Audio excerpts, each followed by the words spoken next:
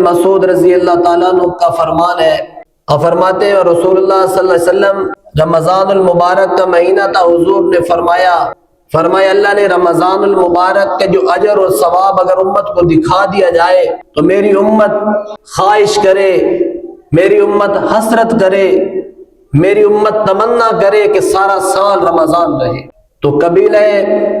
زرع کا ایک شخص کھڑا ہوا اور کہنے لگا اللہ کے نبی صلی اللہ علیہ وسلم ہمیں اس کے متعلق کچھ بتائیے، وضاحت کیجئے۔ تو جناب رسول اللہ صلی اللہ علیہ وسلم نے فرمایا جب رمضان کا پہلا دن آتا ہے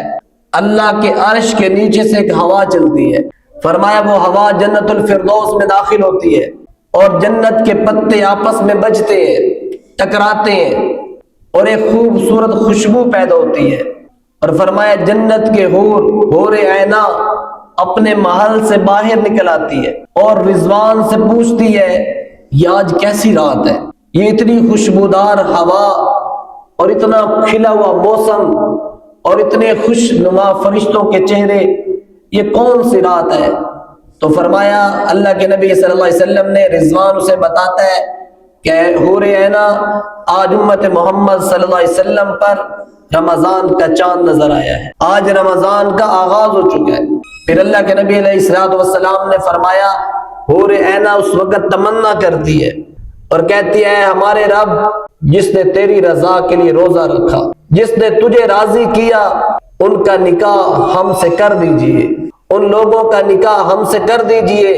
ان کی آنکھیں ہماری وجہ سے ٹھنڈی فرما اور ہماری آنکھیں ان نیک لوگوں کی وجہ سے ٹھنڈی فرما۔ اور فرمایا اس وقت یہ فیصلہ کر دیا جاتا ہے جس نے اللہ کی رضا کے لیے روزہ رکھا، فرمایا یہ فیصلہ اسی وقت کر دیا جاتا ہے کہ اس شخص کا نکاح اس حور عینہ سے کیا جائے۔ اور آپ علیہ السلام نے فرمایا آگے سنو، فرمایا ان حوروں کے جو جسم پر لباس ہوگا، فرمایا 70 جوڑے ہوں گے جو اس حور نے پہن رکھے ہوں گے، اور آپ نے فرمایا ہر ایک جوڑے کا رنگ منفرد ہوگا، ایک جیسا نہیں ہوگا، اور پھر فرمایا ہر ایک جوڑے اور ایک سوٹ کا جو خوشبو ہے وہ ایک دوسرے سے مشابہت نہیں رکھتی ہوگی، ہر ایک جوڑے کی خوشبو بھی ایک دوسرے سے مختلف ہوگی۔ فرمایا اس حور عینہ کو اللہ ایک سرخ یاقوت کے موتی کا بنا ہوا ایک محل نصیب فرمائیں گے جس میں 70,000 اور 70 تخت لگے ہوئے ہوں گے جن پر سرخ یاقوت سے کام کیا ہوا ہوگا۔ اس تخت پر وہ حور عینہ بھی بیٹھے گی اور وہ جنتی نوجوان، وہ جنتی نیک صالح آدمی جس نے اللہ کی رضا کے لیے رمضان کے روزے رکھے وہ بھی بیٹھا ہو۔ فرمایا جنتی شخص کے ہاتھوں میں اللہ سونے کے کنگن پہنائیں گے اور حور عینہ کے فرمایا خدام کی تعداد 70,000 ہوگی۔ فرمایا ہر خادم اس جنتی شخص جو اللہ کی رضا کے لیے روزہ رکھتا ہے اور وہ حور عینہ کا جو خادم،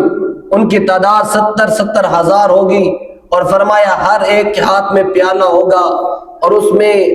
ہر قسم کے کھانے ہوں گے، اور فرمایا اے میری امت کے لوگوں سنو،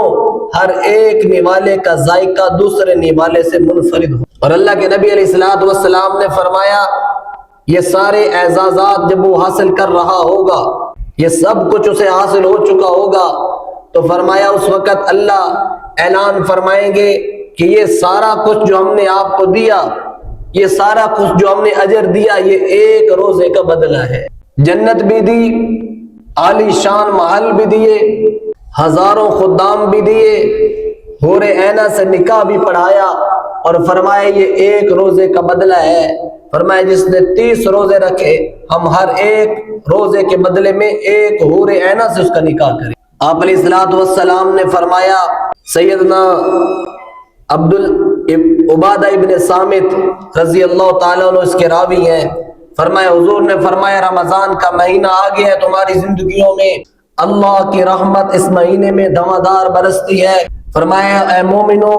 یہ برکت والا مہینہ ہے، اس مہینے میں اللہ ہر مومن کو غنی کر دیتے ہیں۔ میری امت کے لوگوں اس مہینے میں دعائیں قبول کی جاتی ہیں، اس مہینے میں اللہ کی رحمتیں اترتی ہیں اور خطائیں معاف کر دی جاتی ہیں، اور فرمایا اللہ کے وہ نیک بندے جو ایک دوسرے سے نیکیوں میں آگے بڑھنے کی کوشش کرتے ہیں، خیر میں آگے بڑھنے کی کوشش کرتے ہیں، فرمایا اللہ آسمانوں پر فرشتوں پر فخر کرتے ہیں، وہ دیکھو وہ نیکی میں آگے بڑھنے کے لیے کوشش کر رہا ہے، اللہ فخر فرمایا۔ اور آپ نے فرمایا کہ بڑا بد نصیب ہے وہ شخص اور بڑا ہی بدبخت ہے وہ شخص جو اس مہینے میں بھی، رمضان میں بھی اللہ کی رحمت سے محروم رہا۔ انتہائی دکھ اور افسوس کی بات ہے کہ جو رمضان المبارک کے عظیم مہینے میں بھی اللہ کی رحمت سے مایوس رہا اور محروم رہا۔ تو رمضان المبارک کے روزے یہ بھی اللہ کے نبی علیہ السلام کا فرمان ہے۔ آپ علیہ السلام نے فرمایا جس نے رمضان کے پورے روزے رکھے اللہ کی رضا کے لیے، فرمایا اگلے رمضان تک کی گناہوں کا کفارہ ہو جاتے۔